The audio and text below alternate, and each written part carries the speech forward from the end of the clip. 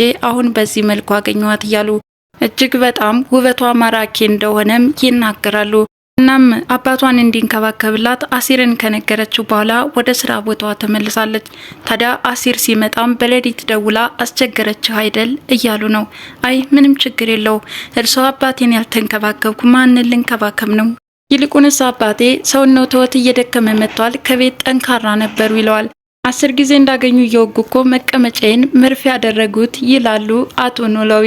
አሲርም ምን ያህል እንደሚያም እነሱም ሊቀምሱት ይገባል፣ መርፌውን እኮ ቢሰጠኝ 1 ጊዜ ወጋው ነበር በማለትም ይመልስለታል። እና አባትም ብለብለክ ዶክተር መሆን አማረህ አይደለ? ምን ያቅተኛል? እርስዎ አስተምረውኛል፣ ዶክተር ለመሆንስ ምን ያንሰኛል? በማለት ይናገራቸዋል። እሳቸውም ሀና በለይተህ የማታውቅ በላርፈ ተቀመጥ ይሉታል። ውጭ ሀገር የመጡት የነሰላም አባት የተቀበለቻቸው ሀና ነበረች። እሳቸውም ወደሆኑ እንዳዩት ነበር ተደናግጠው አቅፈው የሳሟት። ልጄ እንደምን አለሽ በማለት የልጅና የአባት ወጉን ነበረ ሁለታቸውን በመደናገጥ ሲሳሳሙ የነበረው። ሌሎቹ የት ሄደው ነው? ተኝተው ነው ወይ እስካሁን በማለትም ይጠይቃሉ። አባትም በደንብ ሲያስተውሏት ከቆዩ በኋላ ከ16 ዓመት በኋላ ልጄ መተሽልኛል እውነት ነው ማለት ነው እያሉ እንደገና ይስሟታል። እርግብ የሁለቱን ሁኔታ ተደብቃ ትከታተል ነበረ። ያየችውን ማመን ተስኗታል። በጣም ደንግጣለች። ወይዘሮ ሜላት ባላሰቡበት ሁኔታ መኝታ ክፍላቸው ሳሉ መስፍን ይከሰታሉ። ታዲያ ሰርፕራይዝ የሆነባቸው የባላቸው አመጣጥ ወይዘሮ ሜላትን በጣም አስገርሟቸዋል። እንዴት በዚህ ልክ ሳትነግረኝ ትመጣለህ እያሉት ነው። በቃ መምጣት አልነበረብኝም እንዴ? የኔ መምጣትስ ምን ሊያስገርም ይችላል? ይላሉ አቶ መስፍኔ።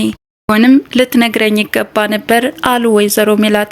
መስፍኔም ምንም እንኳን እኔና አንቺ ብንጣላም በመካከላችን ልጆች አሉ፣ ዛሬ በጭንቀትሽ ሰዓት ልተውሽ አይገባም ይላቸዋል። ቢሆንም ያን ሁሉ ባህር አቋርጠ ስትመጣ ልትነግረኝ ይገባ ነበረ። ለምንድነው ሁልጊዜ ራስን እንደ ልጅ የምታስበው? ብታስብልኝ ኑሮ እንደዛ ሜዳ ላይ አስጥተኸኝ ባልሄድክ ኑሮ እያሉት ቢሆንም እንደዚህ እየተጨነቅሽና እየተቸገርሽ ልረዳሽ ይገባል በማለት እሳቸውን ሊያግዛቸው እንደመጣም ይናገራል። በዚህ ሁኔታ ጭቅጭቅ ይጀምራሉ። በቃ በዚህ ከቀጠልን እኮ ዱላም ይከተለኛል በማለት ክፍሉን ለቀው ለመውጣት ይገደዳሉ። አቶ መስፍኔ እርግብን እንዳዩት ሜላት ግን ሰራተኛ መቅጠር ትችላለች ሲሏት እርግብ በጣም ነበር እየደነገጠችው። ምን ለማለት ፈልገው ነው? አዎ ያደረግሽውን ሰምቻለሁ። ልጅ ነኝ ብለሽ እንደመጣሽም አውቄያለሁኝ። በእርግጥ ታማሚ አባት ስላለሽ ገንዘብ አስፈልጎሽ ይሆናል፣ ግን የምትሄጅበት መንገድ ስህተት ነው በማለት ይናገሯታል። እንዴት አድርጌ ማስረዳት እንዳለብኝ አላውቅም አለች እርግብ። ምንም ማስረዳት አይጠበቅብሽም። ገንዘብ ለማግኘት የሄድሽበት ርቀት ግን እንዳይጎዳሽ ተጠንቀቂ። እነ ሰላምን የምታታለያቸውን ነገር ልታቆሚው ይገባል። ለማንኛውም ለልጄ ደም ሰጥተሽ ህይወቷን ስለታደግሻት ከልብ አመሰግናለሁ በማለት ሙሉ በሙሉ የሀናን ታሪክ እርግብ ላይ እያወረዱት ነው። እርግብም እየተናገሩ ያሉት አንዳችም ነገር ሊገባኝ አልቻለም በማለት ትመልሳለች። እሺ በቃ አንቺም ወደ ክችንሽ ግቢ፣ እኔም ወደ መኝታ ክፍል ማረፍ አለብኝ በማለት ትተዋት ይሄዳሉ። አሲርና አቶ ኖላዊ ከሆስፒታል በጣም ተርበዋል። ሀና ምግብ ታመጣለች ብዬ እየጠበቅኩ ነበረ፣ እሷ ግን ልትመጣ አልቻለችም አለ አሲር። አሲር የራሱን ረሃብ ቢችለውም አቶ ኖላዊ መራባቸው ግን በጣም ሀሳብ ውስጥ ከቶታል። እርስዎ እዚህ ተኝተው ይቆዩኝ፣ እኔ ምግብ ተሯሩጬ ይዤ ልምጣ በማለትም ይናገራል። ይታመጣለህ፣ ለኔ ብለህ ከፍ ዝቅ ስትል ማየት አልፈልግም አሉ አቶ ኖላዊ። እንዲያ ሲልም ስርቆትን የምትገባው ያንተን ጸባይ አላውቅም እንዲህ ይላሉ። ለእርስዎ ስል አይደለም መለመን ለምን አልነጠፍም በማለት እርሳቸውን ከሆስፒታል ትቷቸው ምግብ ፍለጋ አሲር ወደ ውጭ ይወጣል።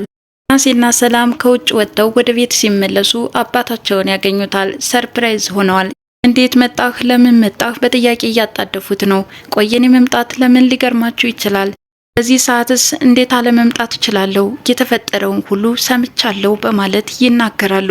ምናሴም አሁን እኮ እንድትመጣ አልነበረም ያን ሁሉ የነገርኩ። ልጆችም አባታቸው ቁርስ መብላቱና ለመብላቱን እየጠየቁ ነበረ። ቁርስ እንዳልበሉና ገና መድረሳቸው እንደሆነም ይናገራሉ። ምናሴ ሀና እኮ አለች ቁርስ ታቀርባለች በማለት ይናገራል። ሀናንም ወደሆኑ ጠሯትና መጣችና ተመለከቷት።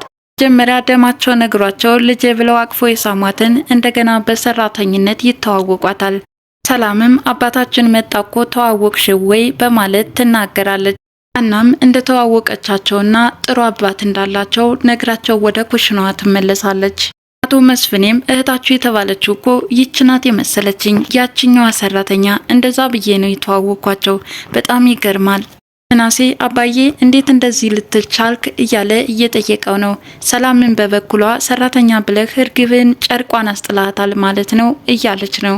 ሀንዬ ምግብ ለማቅረብ ከኩሽናዋ ጋራ ጉድ ጉድ እያለች ነው። እርግብ ትመጣና አባዬ እንደዛ ሲያናግረኝ አንቺ ግን ተደብቀሽ ትስቂብኝ ነበር አለቻት።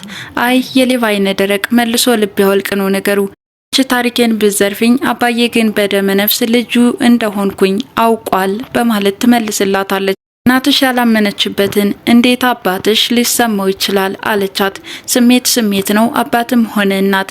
ለማንኛውም ግን አባቴ ስላወቀኝ በጣም ደስ ብሎኛል በማለት እርግብን ታቃጥላታለች። አቶ መስፍኔ ልጃቸው እንደሆነች የሚሰማቸው ሀና እንደሆነች ለወይዘሮ ሜላት እየነገሯት ነበረ። ሀና እኮ ሆን ብላ የፈጠረችው ታሪክ እንጂ በፍጹም ሊሆን አይችልም። እሷ ገንዘቤን ለመውረስ ስትል ልጅ ነኝ በማለት ይኸው ቤት ውስጥ ግርግር ፈጠረች በማለት ትናገራለች። አቶ መስፍኔም እንደዛ ከሆነ ምን ችግር አለው በምርመራ ይረጋገጣል በማለት ይናገራሉ። እሺ አዎ መመርመር አለብኝ በማለት ወይዘሮ ሜላትም በምርመራው ተስማምተዋል። አቶ መስፍኔም ከሰላም ጋር ደማቸው ሊያመሳስላቸው የቻለውም ልጅ ስለሆነች ነው በማለት እንግዲህ የሀና ልጅነት እርግጠኛ ሆነው ተቀብለዋል። ወይዘሮ ሜላት ግን ምርመራ የሚያደርጉት ሰላምና ምናሴ ስላስገደዷቸው መሆኑን ይናገራሉ። እርግብም ሀናን ከቤተሰቡ እንዴት አድርጋ መነጠል እንዳለባት እያሰበች ነው። ሀና ግን ደም ሰጥታሻለች እንዴ ሰላም? አባትሽ ስለ ደም መስጠት ሲያወሩ ሰምቻለሁ። አዎ ደም ሰጥታ ህይወቴን የታደገችኝ እሷ ናት። እርግብም ደም መስጠት ይህን ያህል ምን ሊያስደንቅ ይችላል በማለት ትመልሳለች። የሚያስገርመው እሱ ብቻ ሳይሆን የኔ የደም አይነት የሚመሳሰለው ከሀና ጋር ብቻ መሆኑ ነው። ለዚህም ነው እህትሽ ነኝ ስትል ላምናት የቻልኩት አለቻት። እርግብም እኔ ነኝ እንጂ እህትሽ ሀና እህትሽ ልትሆን አትችልም። መቼም ሁለት የጠፋ እህት የለሽም አይደለ? ሀሴት ማለት ደግሞ እኔ ነኝ በማለት ለማሳመን እየሞከረች ብትሆንም ሰላም ግን በቃ ደክሞኛል ከአንቺ ጋር መከራከር በማለት ትታት ወጣለች። ምናሴ ሀናን ስለተጠራጠራት እንደተቀየመችው እየገለጸችለት ነበረ።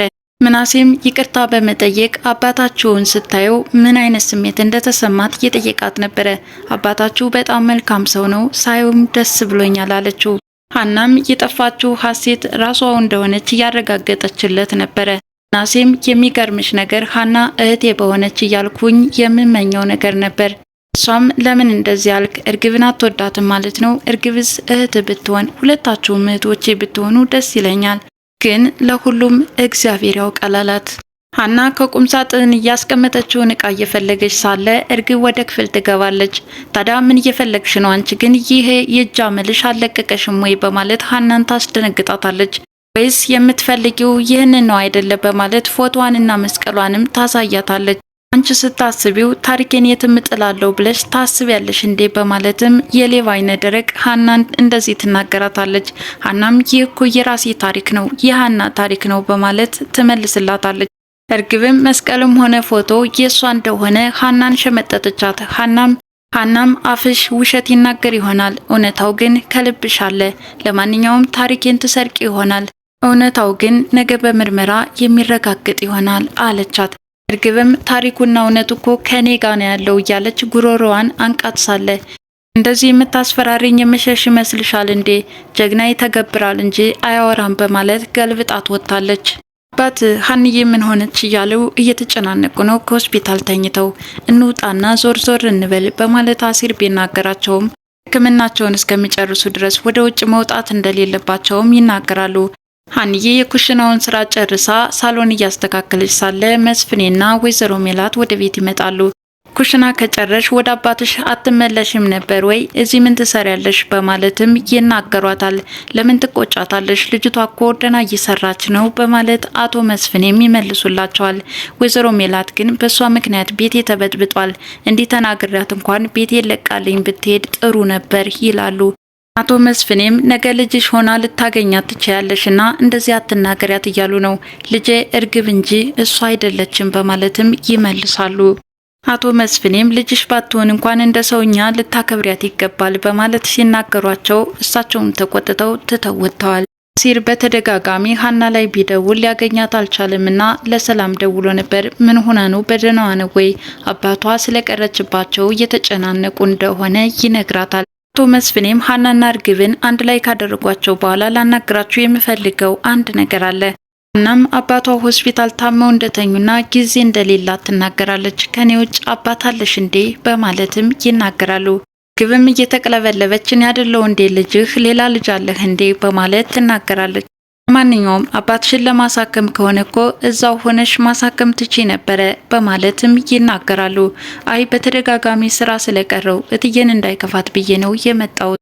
ከናንተ ዝምድና ፈልጌ የመጣው ከመሰላችሁ በጣም ተሳስታችኋል። እኔ ገንዘብ ሳይሆን የምፈልገው ሰው ነው።